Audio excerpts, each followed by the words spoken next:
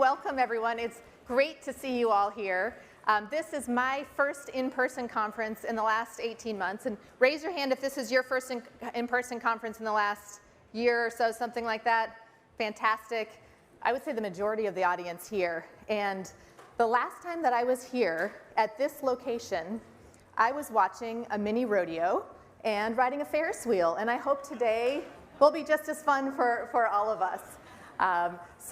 And I think back to 2 years ago, we would never, no one in this audience would have ever predicted, I don't think, that we would be doing SaaStr outside at a county fairground. And you know, life is all about surprises. And it's what you do with those surprises and with those twists and turns in the road and how you drive momentum and accelerate coming out of those changes and use those changes to accelerate you that define who you are as a leader and who you are as a company. So I'm Karen Peacock. I'm the CEO of Intercom. Intercom is a customer communications platform, and we help companies connect with their customers, build strong relationships, drive growth, and scale. We help sales teams, marketing teams, support teams at companies like Amazon, Lyft, Atlassian, Shopify, and about 25,000 other customers as well. And before Intercom, I was the SVP of Small Business at Intuit. At Intuit, I helped to build one of the world's largest SaaS product lines at $2.5 billion in revenue. I'm also on the board of Dropbox. So it's these experiences and more that have taught me everything that I know today, and what I want to share with you is my top ways and top advice for you for helping you find that next gear. How do you accelerate? How do you shift to that next gear? I think a good analogy is driving a race car. I've never been a race car driver, though have gotten to do it on little mock courses, and I hope some of you have at times too. But the key when you're driving a race car is how you handle the curves. And if you're a race car driver and you're going into a curve and you kind of slow down into the curve and you wait till you fully get out of the curve, and when you're just going to be pointed straight ahead, then you step on the accelerator, you will have lost way too much momentum. You will never win the race at that point. The key is to accelerate at the right point in the curve, and that is at the apex of the curve, the curviest point of the curve. That is when you hit the gas. That is when you accelerate and win the race. So today, if you are here and your business is kind of hitting some bumps in the road and a curve, this talk is for you to figure out how to navigate through that. Today, if your business is flying, this talk is also for you because it's about helping you figure out how to avoid the curves that you can avoid and how to make the most of the ones that you can. This is relevant today, whether you're 1 million in revenue, 100 million, or 1 billion. Overall lessons apply. And so, in general, when you're driving, you know when you're about to hit a corner. So the question is, in your business, how do you know when you're approaching a corner? And the first key theme here that I'm going to talk about is you have to know your business. And if you know your business, I'm sure everyone here today knows the revenue of their business, and you know the growth of your business, and you have to go much, much deeper than that. Because the averages, those high-level numbers about your business, they hide the insights. Now, for example, when Jeff Bezos walks into a bar with 100 people, the average net worth per person in that bar is now over $1 billion. Is that useful? No, that average just completely hid all of the insights underneath that. And so what you want to go is go beneath the surface, and I'm going to tell you a story about how we did that at Intercom and the surprises that we found and how we use that to accelerate. In just a minute. And before we get into that, just want to set some baseline metrics for you guys. I'm sure everybody here knows their annual recurring revenue, or ARR, or monthly recurring revenue, that top-level revenue number. But the other two metrics that are just as critical, in fact, arguably more critical to know, are your revenue health. Specifically, your gross revenue retention, or GRR, and your net revenue retention, or NRR. And I'll tell you what those are if you're not familiar with them. So your gross revenue retention is a revenue that you have at the beginning of the period, minus the revenue that you lose from customers who leave you during that period, minus the revenue that you lose from customers who spend a little bit less with you at the end of the period versus the beginning. And that ratio is your gross revenue retention. And by definition, the maximum it can ever be is 100%. And no company's at 100%, so don't worry if you're not. Next key metric is your net revenue retention, which is exactly like your gross revenue retention, except that you get to add in credit for all of your expansion. And that is for all of the revenue that you make from customers now that you had at the beginning of the period where you've built your relationship. That's your net revenue retention. Now, why do these matter?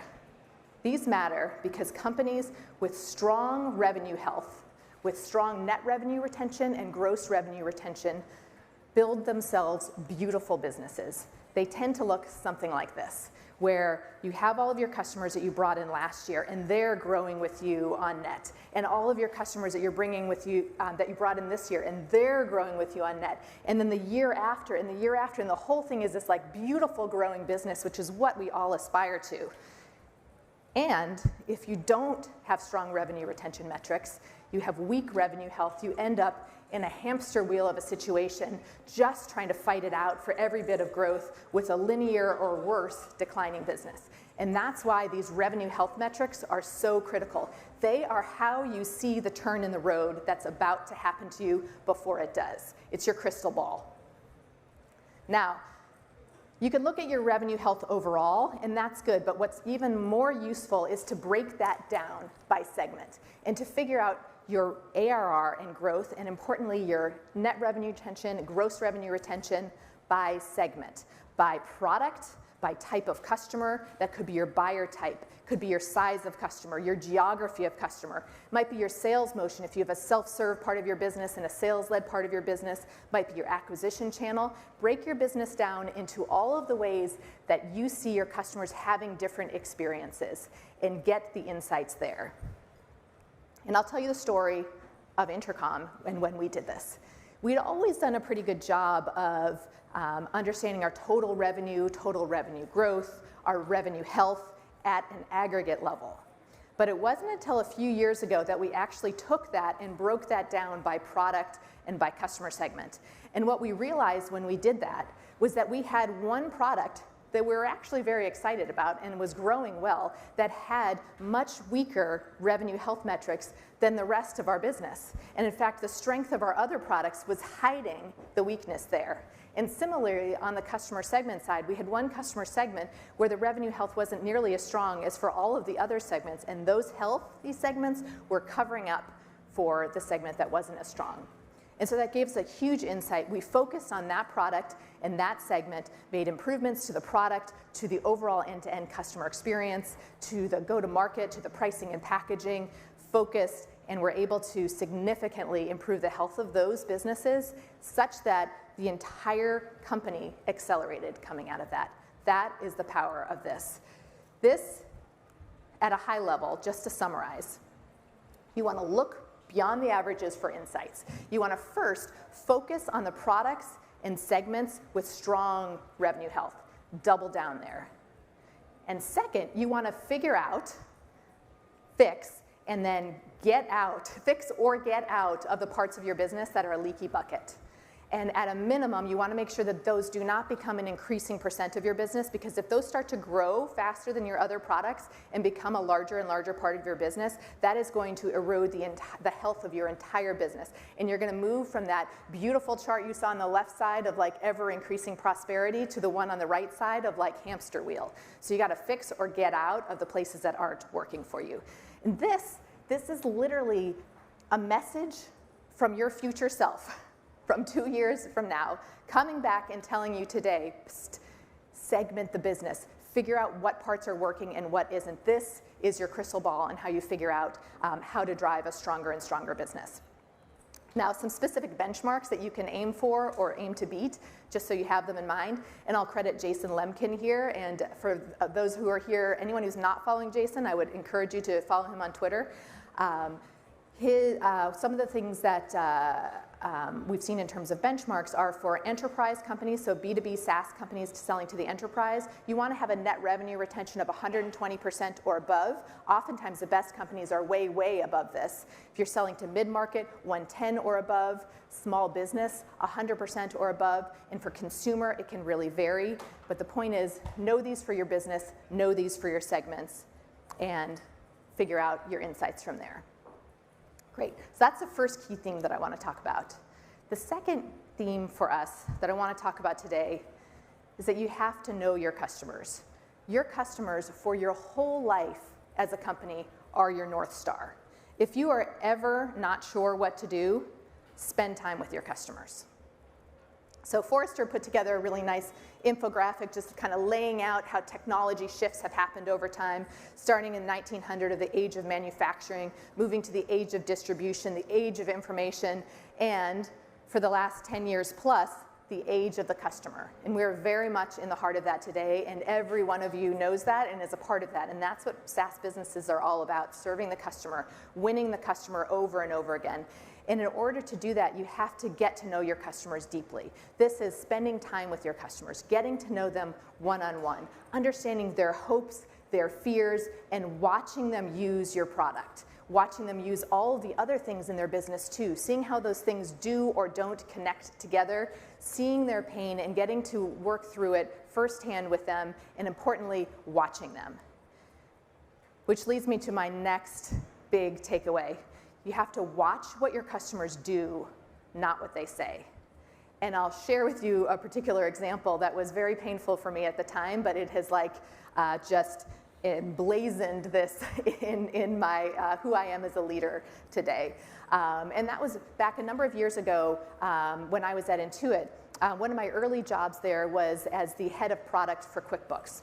And I was so excited to do that job. And so I went out and spent time with customers and asked them what they wanted and needed, what did they most love about QuickBooks, what did they most hate about it, what did they wish for, and asked if there was just one thing that you could have and it was anything in QuickBooks, what would you most wish for it to do? And they said, budgeting. Budgeting is the thing that we most want. And we said, fantastic, we would love to build you an amazing budgeting tool. And so we started doing mock-ups and prototypes and brought customers in, and they were using our budgeting. And when they told us, yes, this is a great budgeting tool, we built it, we shipped it, and you know what happened? Nobody used it. How come nobody used it? That's exactly the number one thing they said they wanted, so how come they weren't using it? And so we went back to the North Star of our customers, and we watched them. And what we saw was that there was no moment in the day that a small business customer actually sat down and did budgeting. Budgeting is tomorrow's problem, never something that they actually spent time on. So why were they asking for budgeting? What was the real thing going on there? What we found out as we watched our customers more is that they did spend a lot of time looking either online or physically at bills they had to pay and invoices that they were hoping to receive in from customers and trying to match the two. And what we realized was that their key problem was, I can't pay my bills. And so our aha was, you must fall in love with the problem, not the solution. We had fallen in love with the solution idea of budgeting. The problem was, I can't pay my bills. And when we focused on that problem, I can't pay my bills, we built a simple cash management solution and a lending marketplace that was soon used by hundreds of thousands of small businesses. And so my takeaway here, and I share this with you all, fall in love with your customer's problem, not the solution. So that's the second key thing, really focusing on your customers as your true north, falling in love with the problem, not the solution. Now, the next thing that I want to talk about today is the hardest thing in software that nobody really talks about or thinks about up front. When you're starting your company or when you're in your early stages, you're kind of thinking about, how do I create a great product? How do I really understand my customers and solve their problems, right? We just talked about that.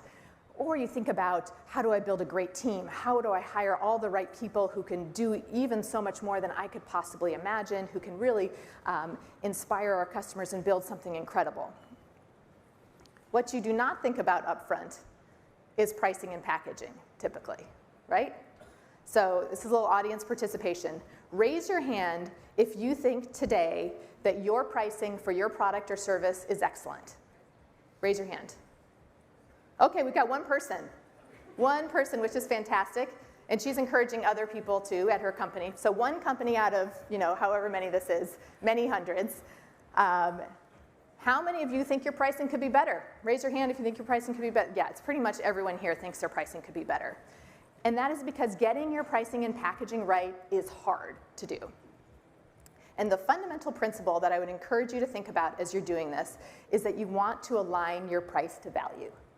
And what this means is spending time with customers and deeply understanding the value that your product is providing, and then figuring out how to price accordingly. So for customers who are getting more value, they'll be willing to pay a higher price. For customers who are getting less value, make sure you're not charging them too much. And you need to, importantly, make sure that the price you're charging is always less than the value that a customer is getting. So this is a principle that I use in general in pricing, and I think you can as well. However, it's still hard. So at Intercom, when we started, we had a very simple pricing metric, and we called it total people records. And that basically meant that we charged customers based on the number of contacts that they had in the Intercom database, which was your total people records, which was a perfectly fine and good way to start, and it served us well at first, and then it stopped working well. And it stopped working well for us for two reasons. The first of which is customers found it hard to predict, and no one wants pricing that's hard to predict, and customers also found it to be not very differentiated.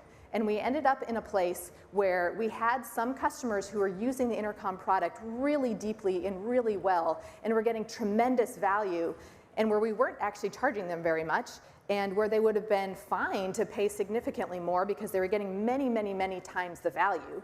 So there are some customers that we were underpriced for, and then there were some customers that we were overpriced for. And that is where there were smaller companies or using the product less, where our pricing was actually more than the value that they're getting. And that's obviously not a place that you want to be in at all. And so we did an overhaul, start from scratch, go back to the principle, really develop that principle of aligning price to value, and came up with a pyramid. And I share this pyramid with you so it can be helpful for you in your pricing and packaging going forward.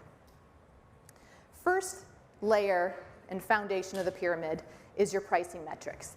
And the key here is to think about value. What is it that drives value for your customers?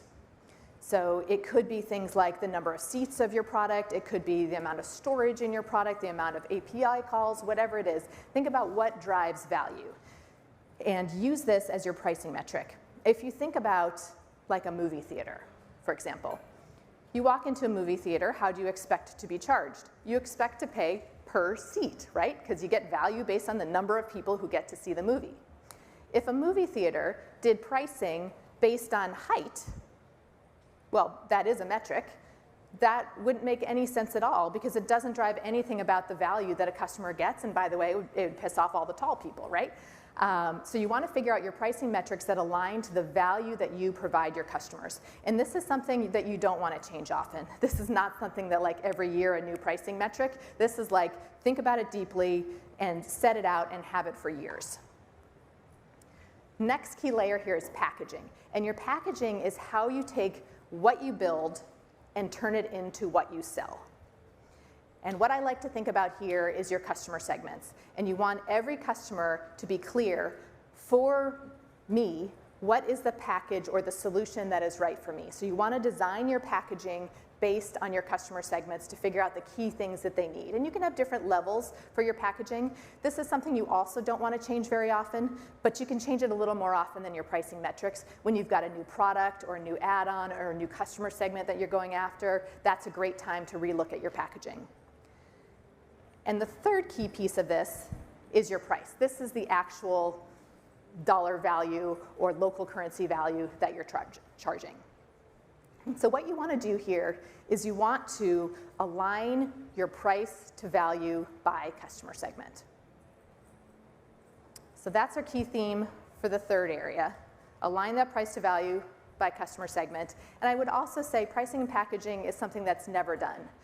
We've done a lot of work on this at Intercom, and there's still more that we think we can do and more that we want to continue to improve. So make sure you spend some ongoing time with customers thinking about the value that you provide and using that to keep getting better and better at your pricing and packaging. All right. The fourth and final theme that I want to talk about with you guys today is designing your end-to-end customer experience. We talked about this being the age of the customer. And while this started with B2C companies and consumers having these high expectations, every single one of your B2B buyers is a consumer in all of the other parts of their life. And so companies expect consumer-grade experiences. Consumers, of course, expect it, and all of your B2B buyers expect that as well. And a good litmus test that I like to think about in terms of the end-to-end customer experience is, if your friend had this experience, how would you feel about it? If you would feel proud or happy, terrific. Put a check mark in the win column for that particular part of your customer experience. And keep testing it, because every customer will have a little bit different experience. If you look at that and you think, oh, really not so pleased about this, then you've got work to do, and that is totally fine. And the key is to think about it holistically from an end-to-end way.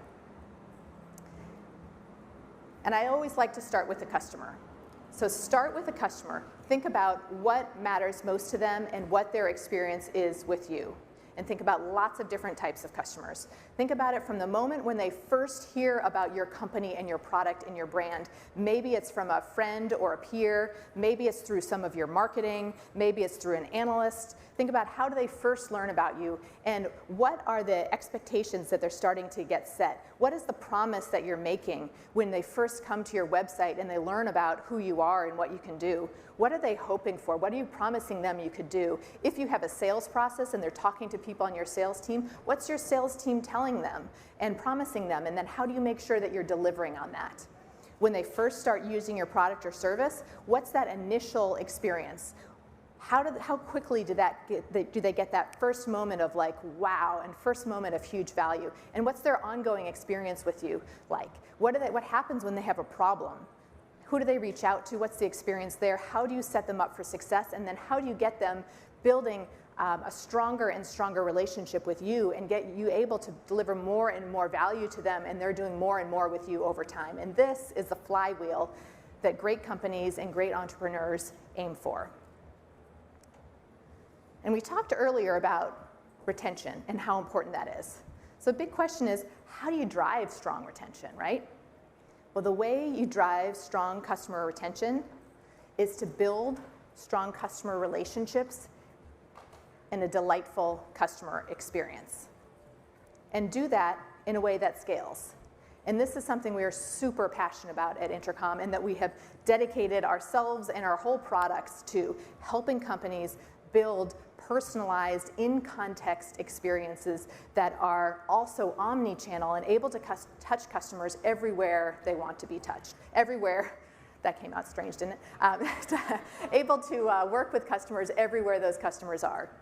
And so that means things like, when a customer comes to your website, having a personalized way of interacting with that customer. When a customer first starts using your product, having personalized onboarding. I don't mean like an individual, I don't mean like a one-size-fits-all, here are the 5 steps to take. I mean based on who you are, what you have done, what you haven't done in the product, what you've checked out on the website, a personalized experience for you that is great. And then an ongoing way to get help, to find out about new things, and to succeed within the product or wherever you are in an omni-channel way.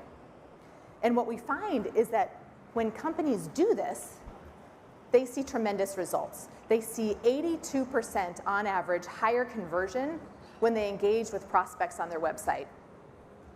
And from engaging with their customers actually in product, in the application, they see 3 to 4 times the engagement rate of email. This is not like 10% better or even 50% better. That's like 3 to 4x. That is huge. And the reason it is, it's actually very logical. When you reach out to a customer, when they're already thinking about you, already working in your product, and suggest something helpful for them to do as a next step or to learn more about, of course they're much more likely to engage with you than if you send them an email 6 hours later or 3 days later when they're not even thinking about you at all.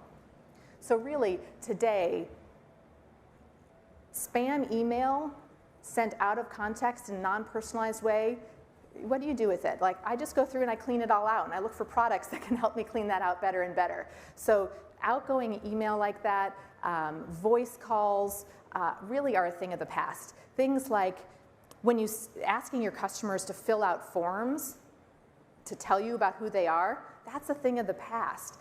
Gone are the days where you can expect your customers to submit some kind of support question, wait for some unknown period of time, get an email back when they're already doing something else, which, by the way, says do not reply to this. Like, do not reply to this. I'm your customer. I want a relationship here. And so what we find is that when companies have this kind of in-context, personalized relationship with customers and communicate to them where they want to, whether that's in product or outside, they see tremendous results. And I'll give you a few examples.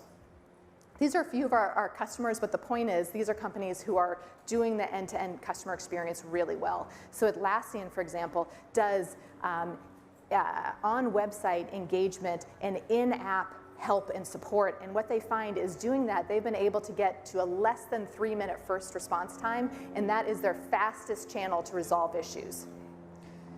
Unity, using on-site engagement, in-app messaging, omni-channel support, has been able to increase their conversion rates by 45%, and they now see almost a third of their retention coming from real-time messaging. And you remember that chart of like that great big growing business and the difference between that and the kind of like flat hamster wheel of a business? Like, they're attributing 32% of that difference to real-time messaging. Notion started doing this real-time in-app work just for support. And oftentimes that's a great way to start. Like, pick an area, whether it's on sales or marketing or support, try it out. And what they saw is it really worked. It drove significant improvements to their customer experience. And they started to roll it out then across their sales teams, their marketing teams, in addition to their support. And they've seen higher customer retention, satisfaction, and overall business growth. And the key to all of this is that customers expect consumer-grade experiences. We all here expect consumer-grade experiences, and that is a wonderful thing, both for us as consumers, but also for us as company leaders and product leaders, because it gives us a high bar to shoot for and drives inspiration and breakthrough thinking. And what it drives is the aha that personalized, in-context, scalable experiences win. And when your customers win, you win.